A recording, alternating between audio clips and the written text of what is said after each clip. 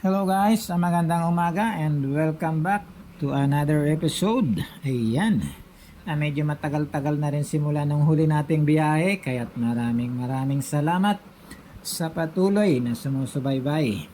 At kung bago ka naman dito ay welcome na welcome ka sa aking channel. Huwag kalimutang mag-subscribe at i-click ang notification bell para updated ka sa aking mga bagong videong lalabas. Alright. Daming truck din eh. So bago ang lahat, a quick background muna tayo. Early this September ay bumiyaya ako ulit pa uwi sa province namin, sa Ormoc City. Siyempre para bisitahin ulit yung aking family doon. Alam ko marami ng viewers natin ang kabisado yung dinadaanan natin dyan, kaya tatry natin, baka may upload ko soon yung biyahe ko this September from Quezon City to Ormoc City. Anyways, itong biyahe na to ay pupunta tayo ng Barangay Kahupian sa Southern Leyte para bisitahin ang pinakamataas na tulay dito sa Pilipinas. So from Quezon City all the way to Agas-Agas Bridge in Southern Leyte. Let's go!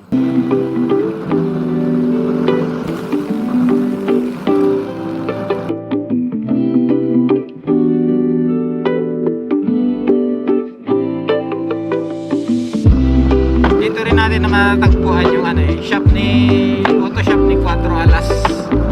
Yun. Kay 4 Alas kasi meron.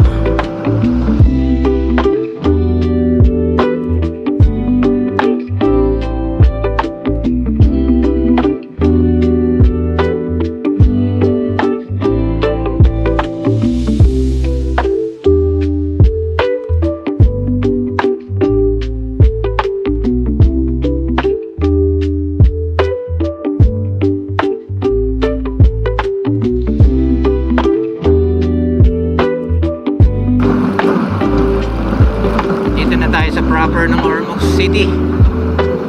So dito rin natin makikita ang SM City Ormoc. SM Center pala, SM Center Ormoc City. Yun o.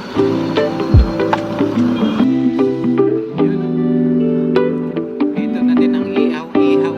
Pagkagabi maraming tao dito. Yung dating guys City Ormoc,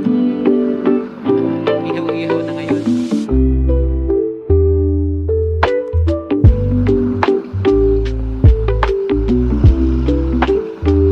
Bale, ito na yung way papunta ng Baybay City, Albuera. Dito din. So bale, ang unang bayan nating madadaanan is Albuera.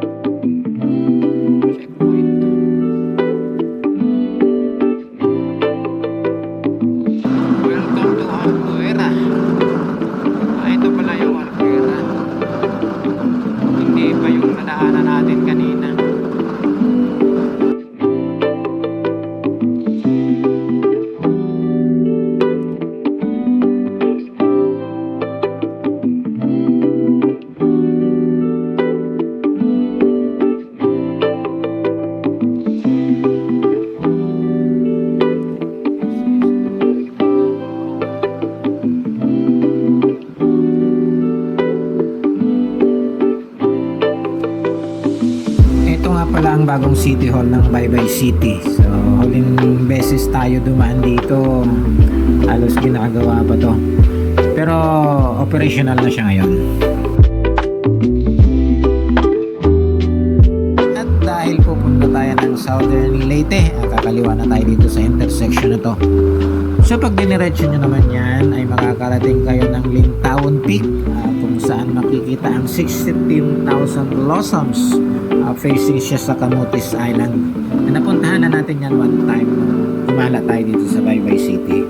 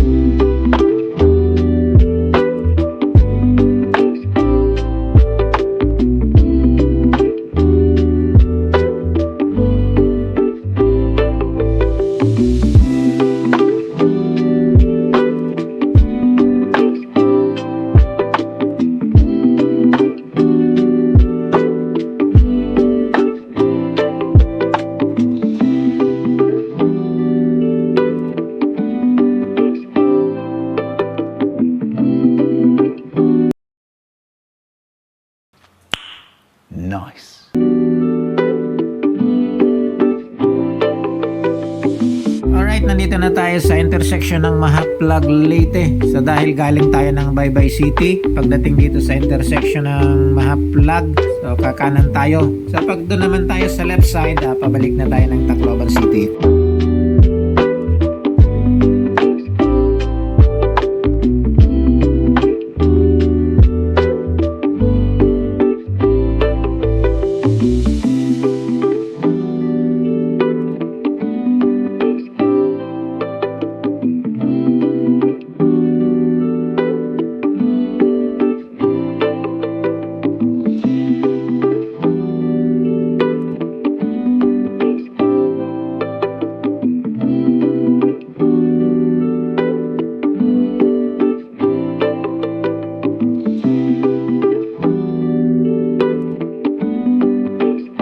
Pansin nyo guys, hindi pa ganun ka-safe yung daanan dito. So dahil ginagawa pa yung ibang part ng kalsada, kaya kung magagawa kayo dito ay double ingat po tayo.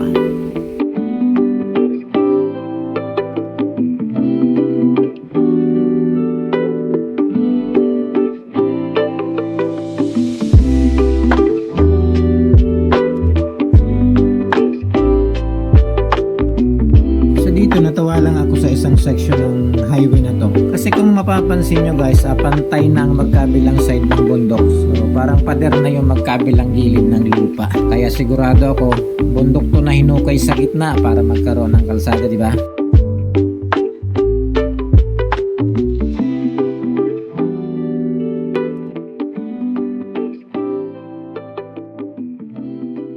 At ito na nga, nakarating din tayo sa wakas. May mga naabutan din kaming grupo na nagpipicture-picture. Tara, silip tayo sa baba.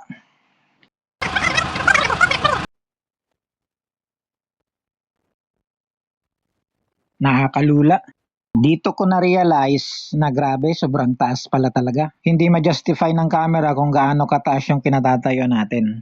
Check natin dun sa kabila.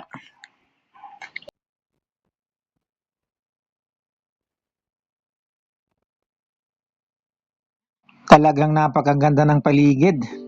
Yung kulay green na bundok na nakapalibot, pati hangin, ramdam na ramdam mo yung pagiging malayo mo sa kabihasnan.